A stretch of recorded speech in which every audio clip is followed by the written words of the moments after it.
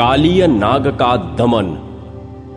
व्यास जी कहते हैं, एक दिन की बात है, श्री कृष्ण अपने बड़े भाई बलराम जी को साथ लिए बिना ही वृंदावन के भीतर गए और ग्वाल बालों के साथ विचरने लगे। जंगली पुष्पों का हार पहनने के कारण वे बड़े सुंदर दिखाई देते थे। घूमते घूमते श्री कृष्ण चंचल लहरों से सुशोभित यमुना के तट पर गए, जो तट पर लगे हुए फेनों के रूप में मानो सब और हास्य की छटा बिखेर रही थी। उस यमुना में एक कालीय नाग का कुंड था, जो विषाग्नि के कणों से दूषित होने के कारण अत्यंत भयंकर हो गया था। श्री कृष्ण ने उस भयानक कुंड को देखा। उसकी फैलती हुई विषाग्नि के तट के बड़े बड़े वृक्ष दग्ध हो गए थे। वायु के आघात से जो जल में हिलोरें उठती थी और उससे जो जल के छींटे चारों ओर पड़ते थे, उनका स्पर्श हो जाने पर पक्षी जलकर भस्म हो जाते थे। वह महाभयंकर कुंड मृत्यु का दूसरा मुख था। उसे देखकर भगवान मधुसूदन ने सोचा, इस कुंड के भीतर दुष्ट आत्मा कालीय नाग रहता है, जिसका विष ही शस्त्र है। इसने यहां सागर गामिनी यमुना का सारा जल दूषित कर दिया है। प्यास से पीड़ित मनुष्य अथवा गौवें इस जल का उपयोग नहीं कर सकते। अतः मुझे नागराज कालीय का दमन करना चाहिए, जिससे सदा भयभीत रहने वाले व्रजवासी यहां सुखपूर्वक विचर सकें। मैंने मनुष्य लोक में इसलिए अवतार धारण किया है कि इन कुमार्गगामी दुरात्माओं को दंड देकर राह पर लाऊं। वहां पास ही बहुत सी शाखाओं से संपन्न कदम्ब का वृक्ष है। उसी पर चढ़कर जीवों का नाश करने वाले इस सर्प के कुंड में कूदूंगा। ऐसा निश्चय करके भगवान ने अच्छी तरह कमर कस ली और वे वेग पूर्वक नागराज के कुंड में कूद पड़े। उनके कूदने से वह महान कुंड शुद्ध हो उठा। पानी की ऐसी हिलोरी उठी कि बहुत दूर के वृक्ष भी भीग गए। सर्प की विषाग्नि द्वारा तपे हुए जल से भीगने के कारण वे सभी वृक्ष सहसा जल उठे। चारों दिशाओं में आग की लपटें फैल गईं। उस नागकुंड में पहुंचकर श्री कृष्ण ने अपनी भुजाओं पर ताल ठोंकी। उसका शब्द सुनकर नागराज उनके पास आया। उसके नेत्र क्रोध से लाल हो रहे थे। उसके फणों से विषाग्नि की लपटें निकल रही थी और भी बहुत से विषैले नाग उसे घेरे हुए थे। सैकड़ों नाग पत्नियां भी वहां उपस्थित थीं, जो मनोहर हार पहनकर बड़ी शोभा पा रही थीं। उनके अंगों के हिलने डुलने से कानों के चंचल कुंडल झिलमिला रहे थे। सर्पों ने श्री कृष्ण को अपने शरीर में लपेट लिया और वे विष की ज्वाला से भरे हुए मुखों द्वारा उन्हें डसने लगे। श्री कृष्ण को कुंड में पड़कर नाग के फणों से पीड़ित होते देख ग्वाल बाल व्रज में दौड़े आए और शोकाकुल होकर रोते हुए बोले, व्रजवासियों, श्री कृष्ण कालीय ह्रद में डूबकर मूर्छित हो गए हैं। नागराज उन्हें खाए लेता है। तुम जल्दी आओ, विलंब न करो। यह बात सुनकर मानो गोपों पर वज्र टूट पड़ा। समस्त गोप और यशोदा आदि गोपियां तुरंत कालीय ह्रद पर दौड़ी आई।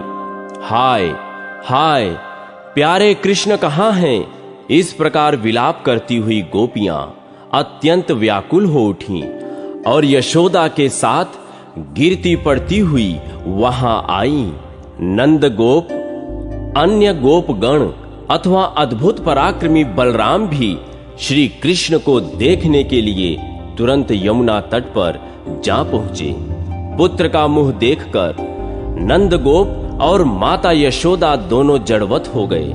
अन्यान्य गोपियां भी शोक से आतुर हो रोती हुई श्री कृष्ण की ओर देखने लगी।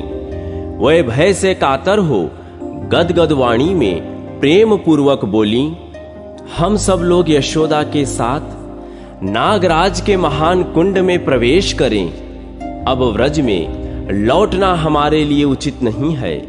भला सूर्य के बिना दिन और चंद्रमा के बिना रात कैसी, दूध के बिना गौवें और श्री कृष्ण के बिना व्रत किस काम का। हम श्री कृष्ण के बिना गोकुल में नहीं जाएंगी। गोपियों के यह वचन सुनकर रोहिणी नंदन महाबली बलराम ने देखा गोपगण बहुत दुखी हैं, इनकी आंखें आंसुओं से भीगी हुई हैं। नंद जी भी पुत्र के मुख पर दृष्टि लगाए अत्यंत कातर हो रहे हैं और यशोदा अपनी सुध बुध खो बैठी हैं। तब उन्होंने अपनी संकेतमयी भाषा में श्री कृष्ण को उनके महात्म का स्मरण दिलाते हुए कहा, देव देवेश्वर, तुम क्यों इस प्रकार मानव भाव व्यक्त कर रहे हो? क्या इस बात को नहीं जानते कि तुम इस मानवों से भिन्न साक्षात परमात्मा हो? तुम ही इस जगत के केंद्र हो। देवताओं का आश्रय भी तुम ही हो। तुम ही त्रिभुवन की सृष्टि, पालन और संहार करने वाले त्रयीमय परमेश्वर हो। हम दोनों इस समय यहां अवतीर्ण हुए हैं। इस व्रज में ये गोप गोपियां ही हमारे बांधव हैं। ये सब के सब तुम्हारे लिए दुखी हो रहे हैं। फिर क्यों अपने इन बंधुओं की उपेक्षा करते हैं? तुमने मनुष्य भाव अच्छी तरह दिखा लिया, बालोचित चपलता दिखाने में कोई कमी नहीं की। अब यह खेल रहने दो और दांतों से ही अस्त्र शस्त्रों का काम लेने वाले इस दुरात्मा नाग का दमन करो। बलराम जी के द्वारा इस प्रकार स्मरण दिलाए जाने पर श्री कृष्ण के होठ मंद मुस्कान से खिल उठे। उन्होंने अंगड़ाई लेकर अपने शरीर को सांपों के बंधन से छुड़ा लिया और दोनों हाथों से उसके बीच के फण को नीचे झुकाकर वे उसी पर चढ़ गए और शीघ्रतापूर्वक पैर चलाते हुए नृत्य करने लगे। श्री कृष्ण के चरणों के आघात से उस नाग के फण में कई घाव हो गए। वह जिस फण को ऊपर उठाता उसी को भगवान अपने पैरों से झुकाकर दबा देते थे। श्री कृष्ण के द्वारा कुचले जाने से नाग को चक्कर आने लगा। वह मूर्छित होकर डंडे की भांति पृथ्वी पर गिर पड़ा। उसके मस्तक और गर्दन टेढ़े हो गए थे। मुख से रक्त की अजस्त्र धारा बह रही थी।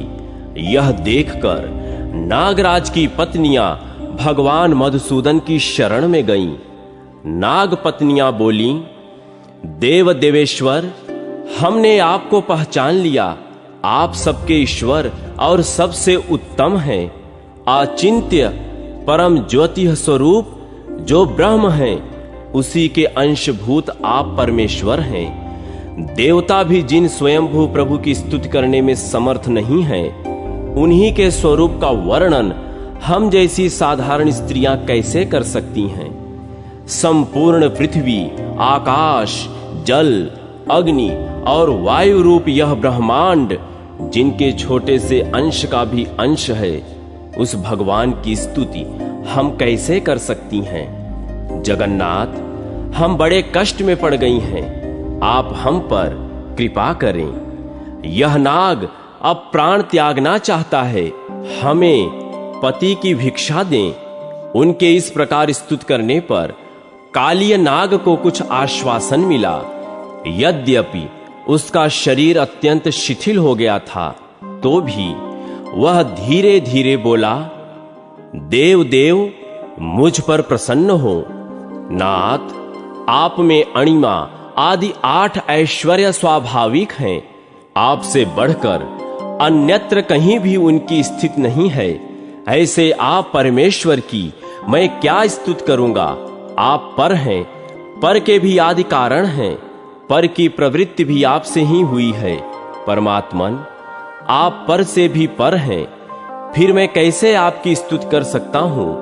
ईश्वर, आपने जाति, रूप और स्वभाव से मुझे जैसा बनाया है, उसके अनुसार ही मैंने यह चेष्टा की है। देव, यदि इन सब के विपरीत कोई चेष्टा करूं तो मुझे दंड देना उचित हो सकता है, क्योंकि आपका ऐसा ही आदेश है। तथापि आप जगत के स्वामी हैं। आपने मुझको जो दंड दिया है उसे मैंने सहर्ष स्वीकार किया, क्योंकि आपसे मिला हुआ दंड भी वरदान है। अब मेरे लिए दूसरे वर की आवश्यकता नहीं है। अच्युत, आपने मेरे बल का नाश किया, मेरे विष को भी हर लिया और पूर्ण रूप से मेरा दमन भी कर दिया। अब एकमात्र जीवन रह गया है, उसे छोड़ दीजिए और कहिए आपकी क्या सेवा करूं। श्री भगवान बोले, सर्प, अब तुम्हें यहां यमुना जल में कदापि नहीं रहना चाहिए। अपने भृत्य और परिवार के साथ समुद्र के जल में चले जाओ। नाग, तुम्हारे मस्तक पर मेरे चरण चिन्ह देखकर नागों के शत्रु गरुण तुम पर प्रहार नहीं करेंगे। यों कहकर भगवान श्री हरि ने नागराज को छोड़ दिया। वह भी श्री कृष्ण को प्रणाम करके समुद्र को चला गया। उसने सबके देखते देखते सेवक, संतान, बंधु बांधव और पत्नियों के साथ सदा के लिए वह कुंड त्याग दिया। सर्प के चले जाने पर गोपों ने दौड़कर श्री कृष्ण को छाती से लगा लिया, मानो वे मरकर पुनः लौट आए हो। उनके नेत्रों से आंसू निकलकर श्री कृष्ण के मस्तक पर गिरने लगे। कुछ गोप विस्मित होकर श्री कृष्ण की स्तुति करने लगे। यमुना नदी का जल विष से रहित हो गया। यह देख समस्त गोपों को बड़ी प्रसन्नता हुई। गोपियां श्री कृष्ण की मनोहर लीलाओं का गान करने लगी और ग्वाल बाल उनके गुणों की प्रशंसा करने लगे। उन सब के साथ श्री कृष्ण व्रज में आए।